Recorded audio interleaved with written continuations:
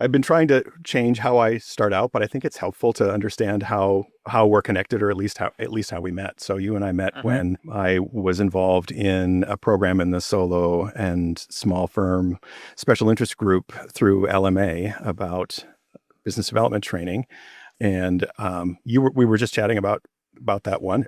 It, all Hmm. reports seem to say it was successful, and I've heard good feedback about it as well. So thank you for that, for Well, having us thanks for on. doing it. We appreciate it. Yeah, yeah. Are you still involved in? Are you on programming for the foreseeable future? Is that one of the things? For my term is 2026 and 2027. Okay, So my co-chair, Sarah Hazel, rotates off in December, and I'll stay on for another year as the more seasoned leader of the great, SIG, Special great. Interest Group. Great.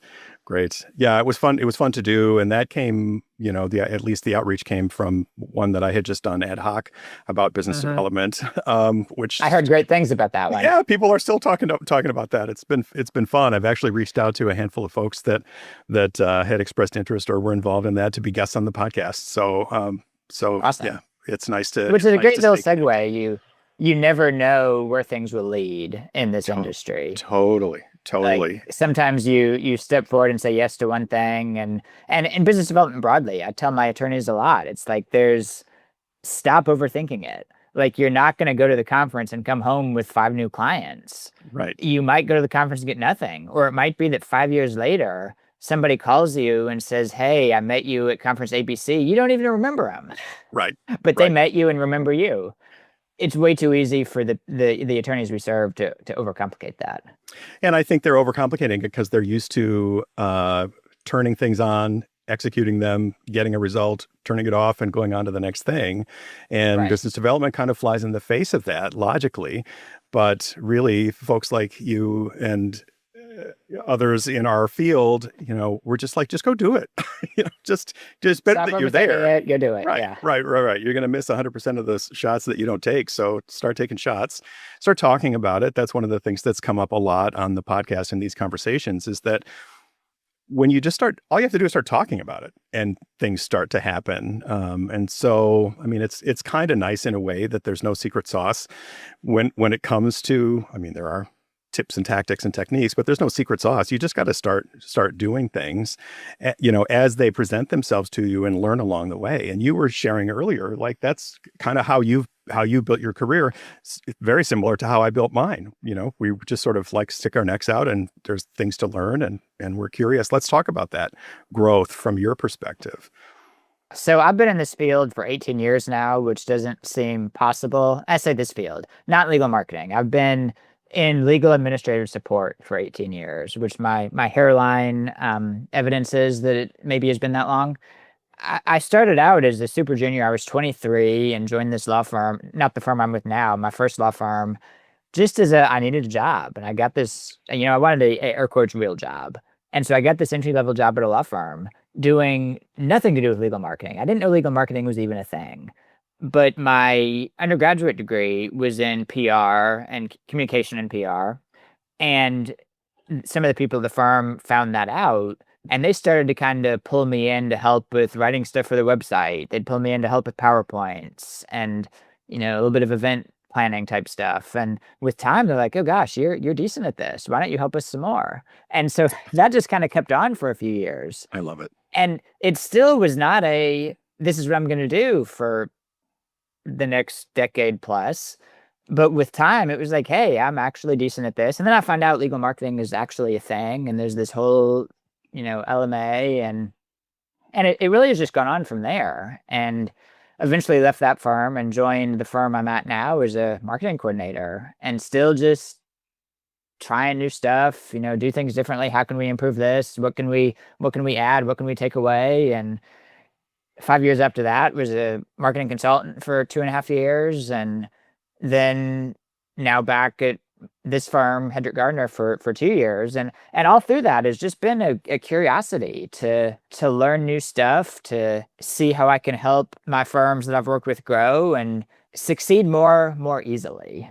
Absolutely. And of course, things have changed over time too. And people with that skill set, that sort of adaptive, kind of always curious, kind of, oh, I'm going to throw this set of skills in here. You have a broad skill set, right, with a writing focus, but like, there are other things that just seemed intuitive to you. And as legal marketing and as business development coaching became more of a thing to talk about over the last 18 years, that's no short period of time.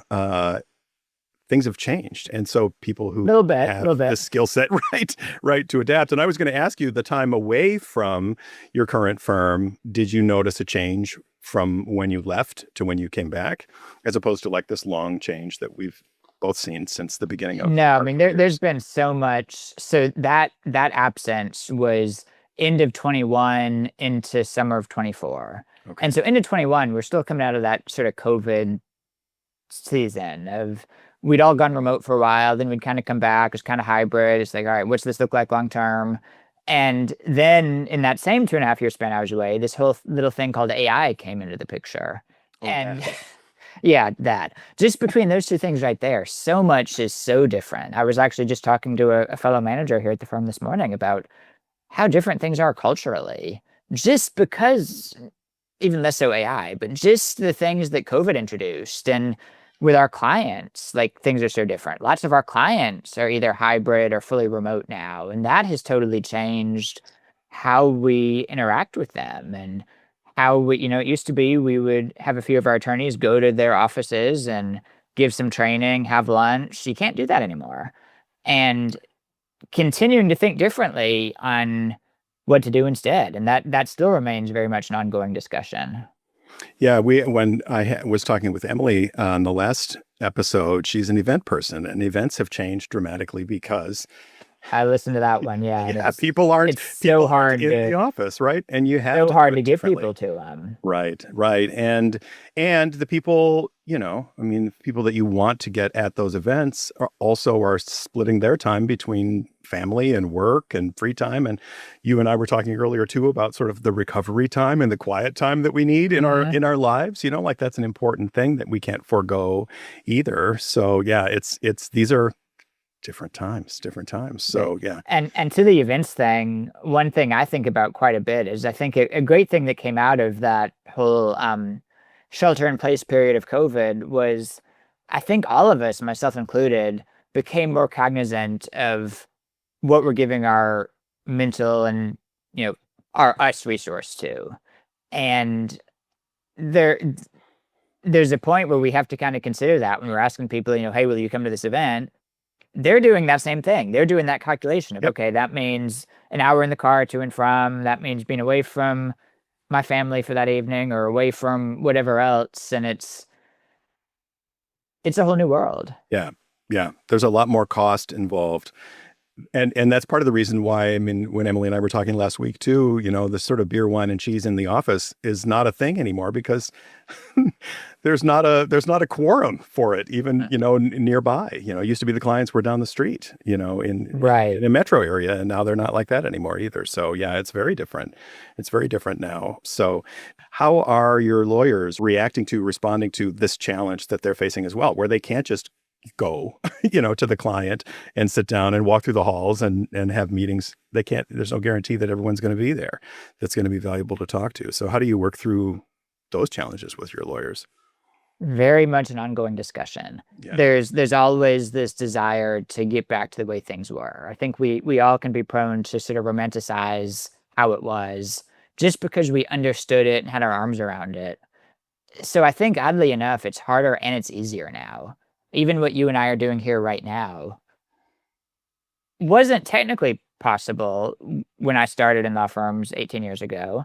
But then even as time has gone on, it's become way more normal to all of us. Like we, again, courtesy of COVID, all of us got a lot more used to being in front of a camera, meeting in this kind of way. So yeah, we can't travel across the country and sit down in somebody's office anymore, but maybe we can get on a short Zoom call. And no, it's not the same as in person, but it's also way easier. There's no airport, there's no airplane, there's no hotel, there's no being away from home obligations.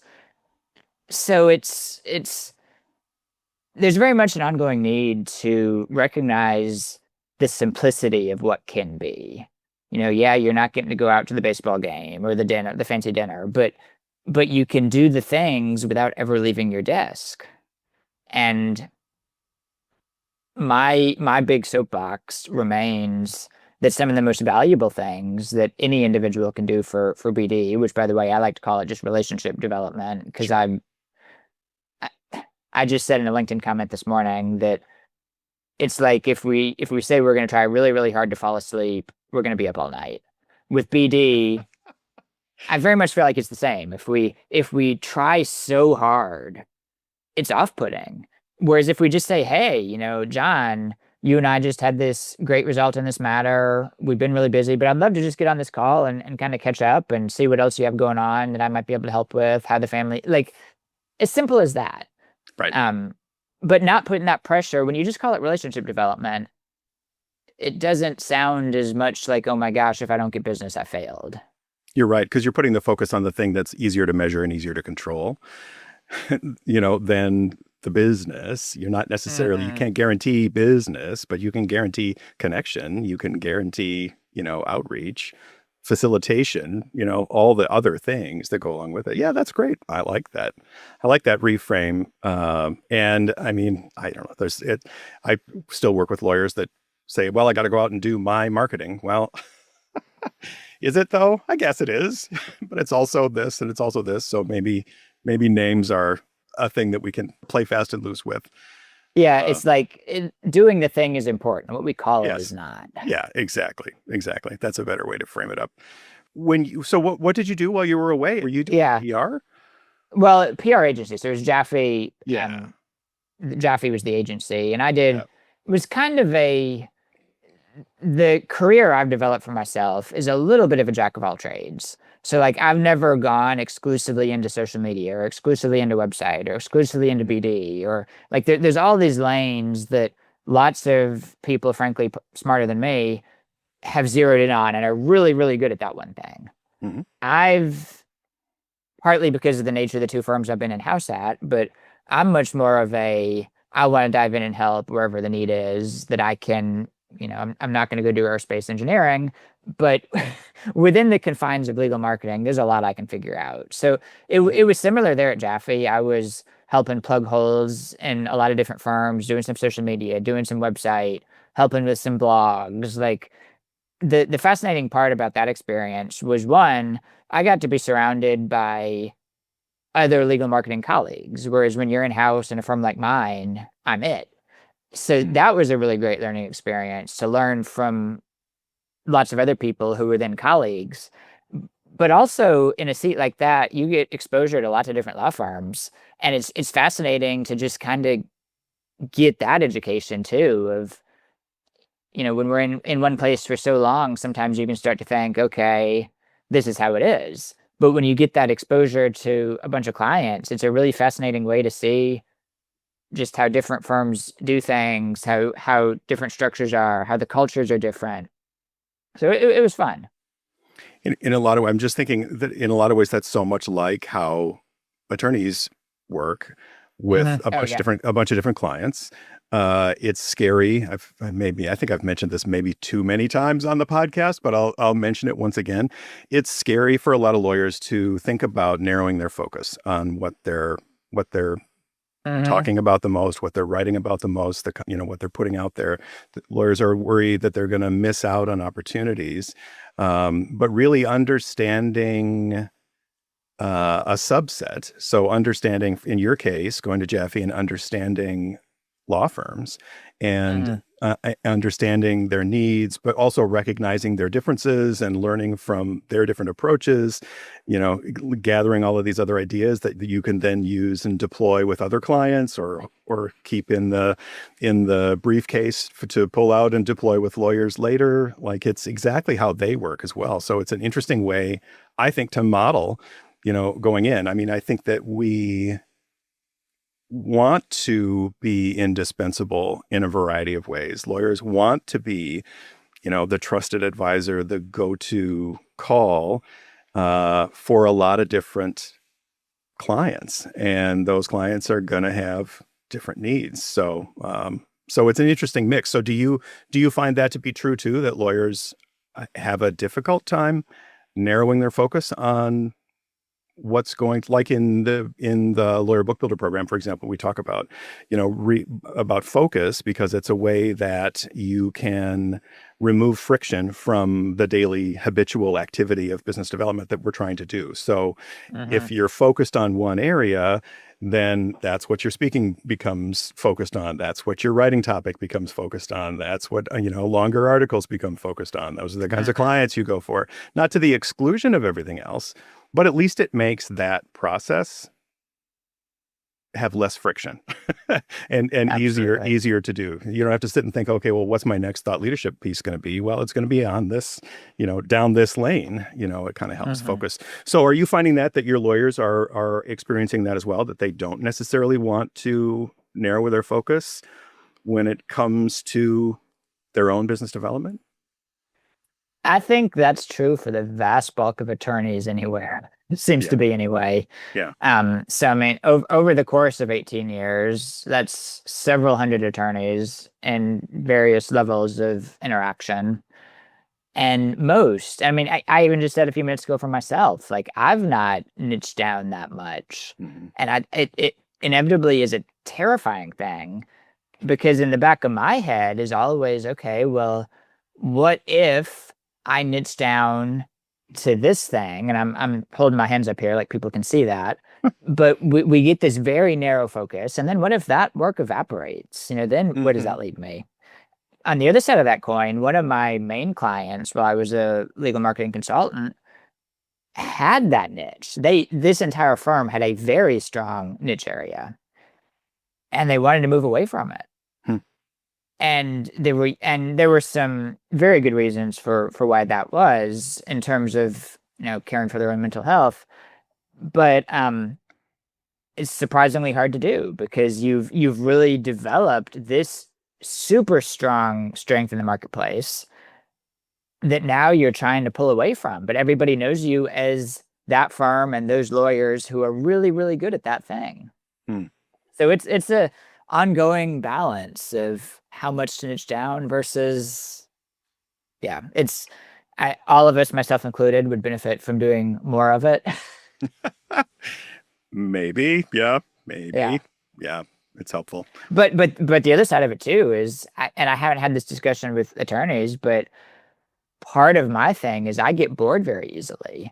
And one of the things I do to combat that is lots of different types of project. And that keeps things interesting, keeps me engaged. What I know about that sort of world comes from my own understanding of my own ADHD. I have ADHD. I found out 3 years ago. I'm 60 years old. Wow. So Wow. pretty late in life to kind of go, oh, well, that's why that stuff has been hard. But you talked about you have systems and ways to be organized. Emily last week talked about all her sort of templates and systems and processes. I have that stuff now too. I used to poo-poo that stuff, but now I have those Mm, systems. And I think that one of the keys to breaking through from feeling stuck, which I think a lot of lawyers uh, do when it comes to business development, because they don't they're making it harder than it needs to be. They're feeling like it's something that they don't already know how to do, when in reality, a lot of them do. They just need some roadblocks removed and some strategies to get going. Like you and I talked earlier, just talking about it starts it up. But mhm. what you were saying, that I want to draw a line to as well, is that the variety adds novelty, and novel things are very appealing. Mhm. And that's why it is sometimes hard to people like to do lots of different things because they can keep that novelty going if they're switching between those things. Other people really need to focus differently, and it just is a matter of finding out, like, is novelty going to work for you, or is consistency going to work for you? And if Mhm. you can be consistently novel for the person who loves novelty, that's one way to do it. So there is a lot of sort of discerning of personality types as well. That comes through. Absolutely. But yeah, novelty is key. Like, oh, this is fun because it's not something that I'm used to doing. And I understand it's easier than I thought it was going to be. Makes a person feel better. They can do that more. And you talked about, like, when you came back to Hedrick Gardner, you made some changes right away. Like you knew that there were things that had to change. I'm not saying that you did that just to satisfy your No, own no, needs, not not at all, but not at like all. change is good, in a variety of ways. And Mhm. change, inspires a lot of new thinking and new opportunities. Like even talking about change makes people think differently about how they're doing everything Yeah. that they're doing. So, There was early in my career in legal marketing, so this is probably 2015 or so. The marketing manager I was working under at that point said this line that I'll never forget, and I hope this is one of those pieces of gold that people take away good. and have after this discussion. But she said to me, she's like, legal marketing is not black and white; it's gray. And what she meant by that was there's nobody can come into one of these jobs and have the perfect situation. Like it's not like accounting where the books are balanced or they're not. You can come in and there's so many different things that could work very well, but you can't do all of them.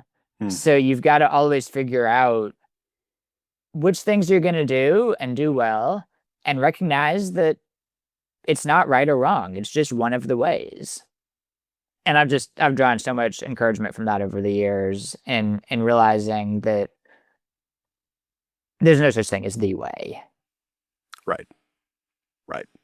There are as many ways as there are lawyers, as there are firms, as there are people like us. Mhm. And that's where some of the novelty comes in too. It's like all we're all doing is trying to explore this process together, Mhm. and being open. I one of my clients previously, before I started working with Lawyer Book Builder, was an architecture firm, and one of the heads of that, 'cause still professional service providers, right? So they face the same things Mhm. that lawyers do and that accountants do, when it comes to business development. But one of her mantras for the office was that we all bring differing gifts. She called them differing gifts. And I'm like, oh man, tapping into a group of differing gifts really, you're going to come out the other side with something amazing from having all of those perspectives and giving all of those perspectives a voice and time. And so I think, yeah, if we're wired in that way, it is a great opportunity to innovate and to come up with ways that are novel and inspiring in terms of relationship development. Mhm. This is really an aspect of diversity as well, right? Like it is Oh this yeah. diversity of thought, diversity of ideas, this sort of open, table, everyone's welcome, bring your perspective, bring your past, bring your experience. Let's do something together. That's Yeah. that's where the strength comes from.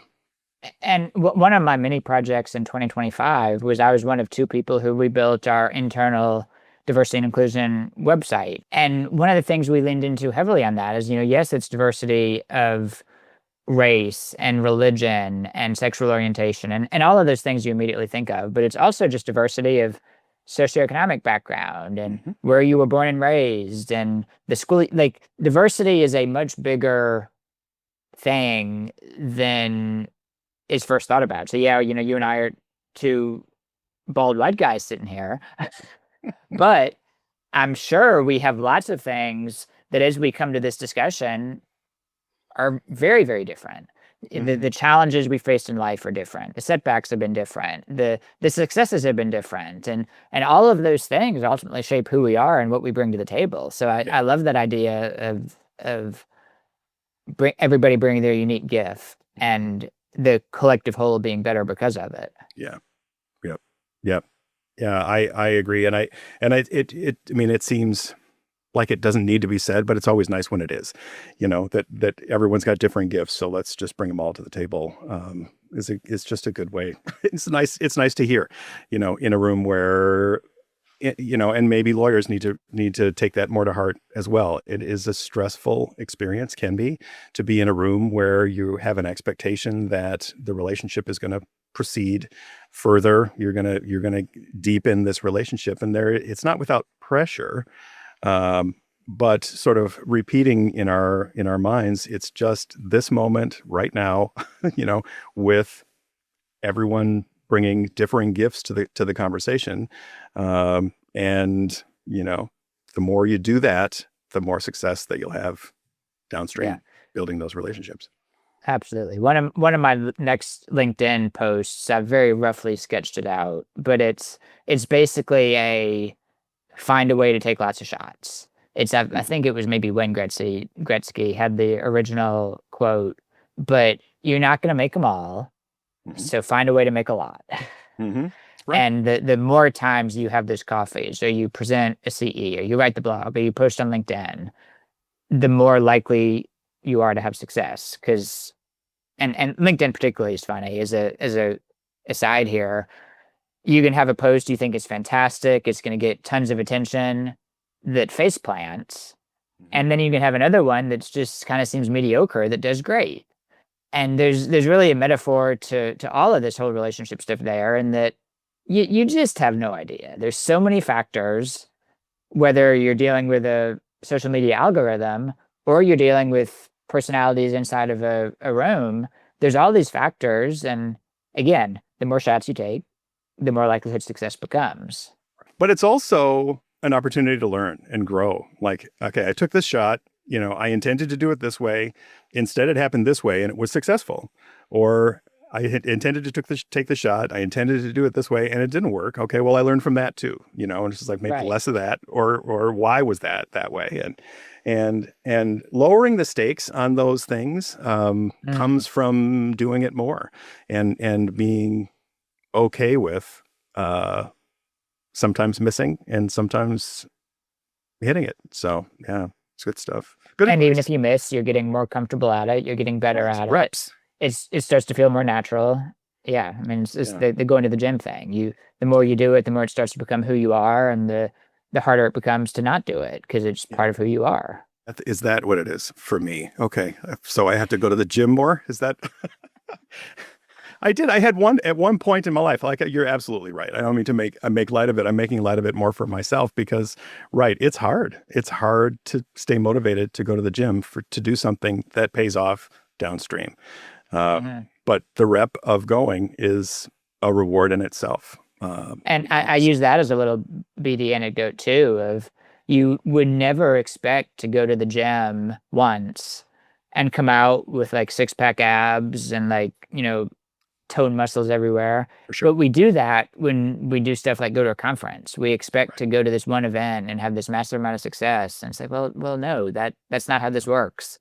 But it's fun. Maybe it's because I'm simple brained, but I really love to reframe them with those things like going to the gym or, Yeah. planting vegetables in the garden. Like all these things that if we go outside and plant a tomato plant and then are angry that it didn't have tomatoes the next day, like, well, that's our problem, not the plant's problem. Right. You're measuring But the wrong thing. Yeah. yeah, but explaining some of this in those sort of ridiculous terms, I think helps reframe it that Yeah.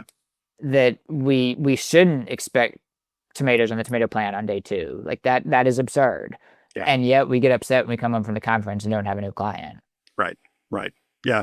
It's one of the key ways we demystify it for lawyers, in the training that we do and in the coaching that I've done. It's just like, no, man, measure what you can measure, measure what you can control. Right. Can't And the can control is you showed up. Yeah, right. Like Exactly. I've actually encouraged people to actually, which I don't do this for myself, but keep a physical, or I mean, it could be on the phone or computer, or whatever, but keep tally marks of the times you showed up, whether that's engaging intentionally on LinkedIn, whether it's posting on LinkedIn or writing a blog, like track that. Don't try to track what comes because you did that, because you have no control over what comes. You only have control of whether or not you showed up. Right. Progress measures. Exactly. Yeah. Exactly. And there's a little dopamine hit that comes with each one of those check marks. Oh, there is. There Right. And then there's a bigger one that comes when you've done it consistently for a week, and so on and so on and so on. Like those small things. Yeah, you're absolutely right. That's what I used to tell people as well. Like measure what else could we measure here? What are the things, like let's take a look at how many people are in we used to say Rolodex, how many people are in your CRM, and then let's look at it again in 6 months and see what it looks like. Yeah, but don't measure it daily, right? you know. So there Right, are some 'cause things that then you're take that, obsessing over the wrong thing again. exactly. So then how do you grow the number of people in your contact list? Well, you do this repeatedly, and you do that repeatedly, and you do that repeatedly, and those three things, if you do those 10 times each, that's 30 things that you've done, and pretty soon your Rolodex is going to be fatter, which Yeah, is what we but want. absolutely don't focus on that number. Like, one of the dumbest things I did in my career was this was during COVID times. I got really obsessed with hitting that magical 500 plus connections on LinkedIn. Oh, sure. And I was just all after that. And thankfully, I realized really quickly how stupid that was. And so then I was like, all right, let's just instead focus on meeting people, enjoying it, having fun, connecting and getting to know people. And next thing I knew, I'd blown past the 500, Right. but wasn't focused on that. Yeah. And it became less important ultimately. Yeah. And then Right. I hit it. I didn't even care. I think I Yeah. noticed like months after that I'd hit it. It's like, oh, okay, Important that thing. happened. Yeah. Exactly. Chris, thanks very much. This has been a super fun conversation. Thanks for jumping in right away to do this. I'm grateful for your time and insights. It's fun to talk to you and compare hair care routines. It's good stuff. It's practically none. But yeah, thank you, Krista. This has been fun. I agree. Thanks again.